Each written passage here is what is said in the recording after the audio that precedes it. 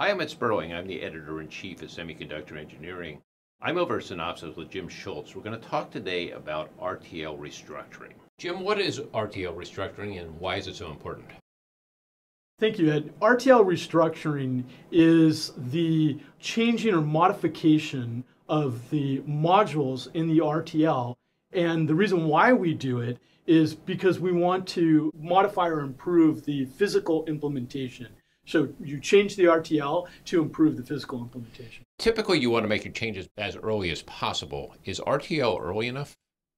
Yeah, I think RTL is actually one of the best places to make changes.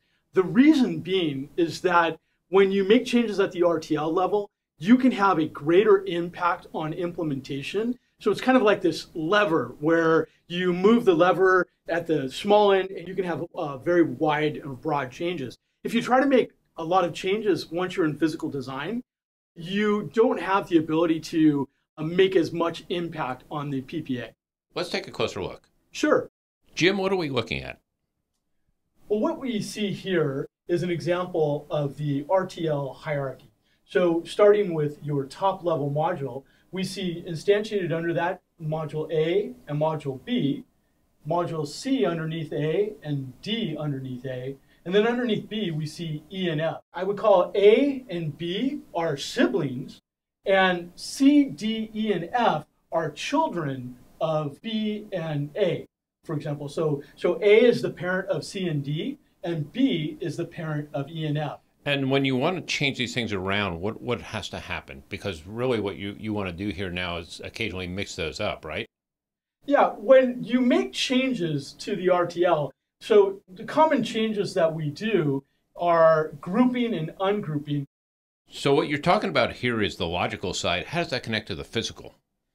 Well, as you can see here, we have the logical hierarchy, and here I've drawn the physical hierarchy. The important thing to note is that when you do a chip, the logical hierarchy has to map to the physical hierarchy. So when I have a physical partition or block, you notice here A, that lines up with a logical hierarchy module.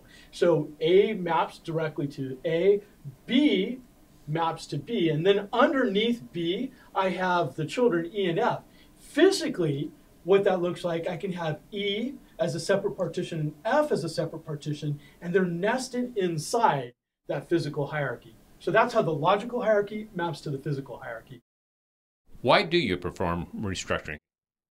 The reason why we perform restructuring is, so let's look at the physical hierarchy. Let's say I noticed that there's a lot of connectivity between this module E, or this physical hierarchy E, and A.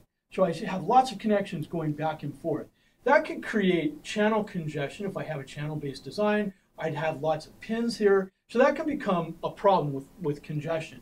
So I may decide that I want to take this logical hierarchy E and move it over. Physically, I want to take E and move it over to A, but that means I have to modify the logical hierarchy and I have to group E inside of A. So you're basically running at an abstraction level where you're trying to look at this from a higher level, right? And then say, this is going to be better over here than it is over here.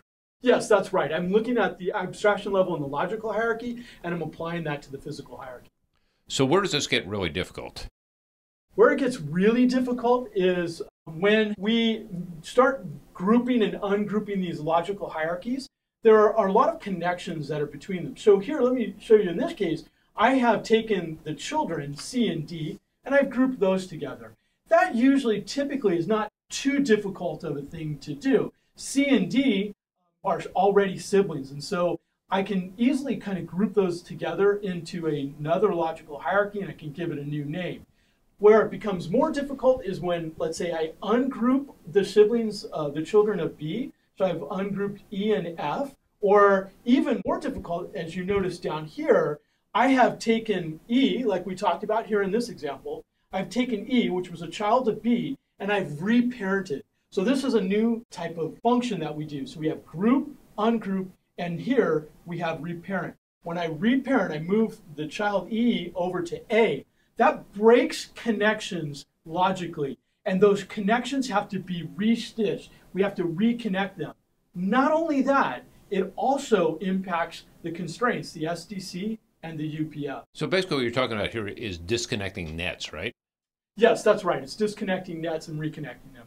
So once you're finished making changes, does the user have difficulty recognizing that this is computer-generated RTL?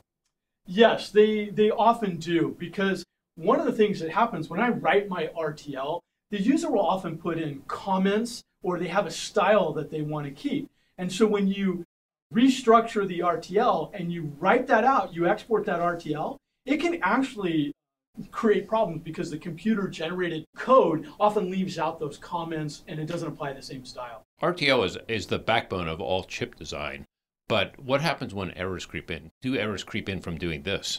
Yes, that is something that you have to absolutely be worried about.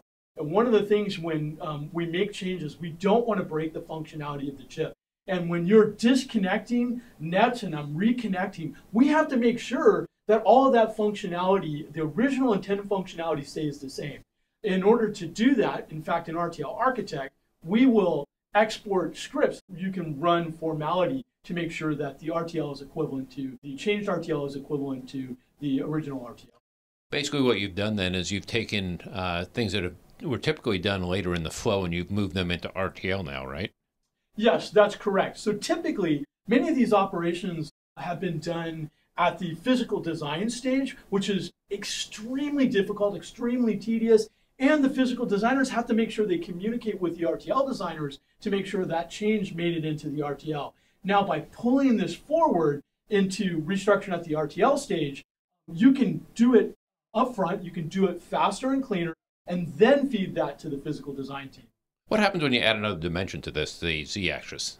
That's a really interesting question. So now what happens is when you want to map to different 3D ICs, for example, or 3D chips, now what we do is we tend to restructure, because remember, the RTL has to map to the physical. And if I have some of my physical on one chip and another physical on another chip, I have to then make sure that I align my RTL so that it'll map to that. And maybe I have to break RTL. I put everything that's at one voltage, or I want one technology node, I have to pull it into that chip.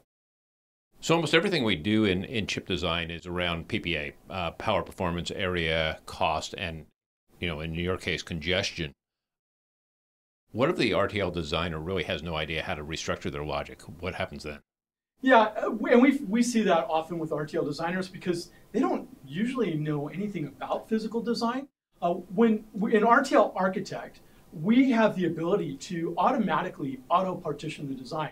So it will run experiments and it will look at different combinations of RTL modules. What it's looking at is it's looking at that connectivity. It's trying to reduce the connectivity between modules so that it can improve the overall congestion on the design, which also improves the timing as well and the performance.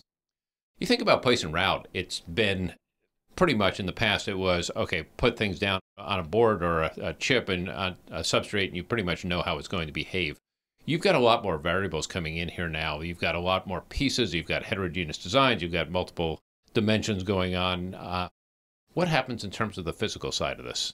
Yeah, it used to be that you could, take your RTL, you could synthesize it, and then throw it over the wall, and then you let the physical designers worry about closing the design. Now, what we're seeing is that the RTL designers have to become partners with the physical implementation team, and the impact of the architectural changes that they make can make it much easier to close. You can get faster turnaround time.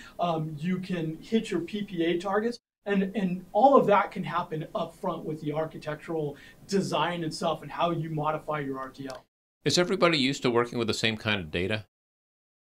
No, I think people, especially RTL designers, are not normally used to looking at the back-end data. And the back-end teams, place and route, they're not usually even able to communicate how the RTL designer should make a change. So what the RTL designer sees is synthesized gates, and they have timing reports and power reports, and all of this is based on synthesized gates. But the RTL designer, they know their RTL, they know their code. So there's a difference in language that's being spoken. One of the things that RTL Architect helps with is that we can actually cross-probe directly back to the RTL. We tie the PPA bottlenecks to their RTL, the exact line of the code. Another piece that overlays this is there's been a big push across a number of different markets for higher reliability. So you think about automotive and even mission critical applications in the data center, increasingly healthcare. Where does all this stuff fit in, and how do you make sure that it's all correct? Now, one of the things that, at least one of the aspects that I've seen, in particular with automotive, this is a safety feature. So FUSA, functional safety, is really important there. Being able to predict the impact of FUSA in the RTL design stage can have an impact of what you see in the physical, when you do physical implementation. For example, how the number of additional registers that are added, how those registers are placed. So at the RTL design stage, typically you're not aware of those types of things. Now, again, with RTL Architect, we have the ability to follow those FUSA rules, and you can see the impact of FUSA all the way at the RTL stage. And do you have to also look at things like physical effects, the thermal, electromigration that potentially can come out of that, noise of various different types? Yeah, and again, a lot of that stuff used to be thrown over the wall, but now it's being pulled forward into the RTL design stage because you want to know up front. In particular, when you talk about 3D ICs, thermal becomes very important. For example, if I modify my RTL and I decide to put all of my high-speed memories on one chip, and it's directly sitting over some memories of the chip above it, that spot could be a hot spot. So now I care about what happens with thermal three-dimensionally because I don't want to have these two hotspots sitting right over top of each other. Jim Schultz, thanks for a great explanation. Thank you, Ed.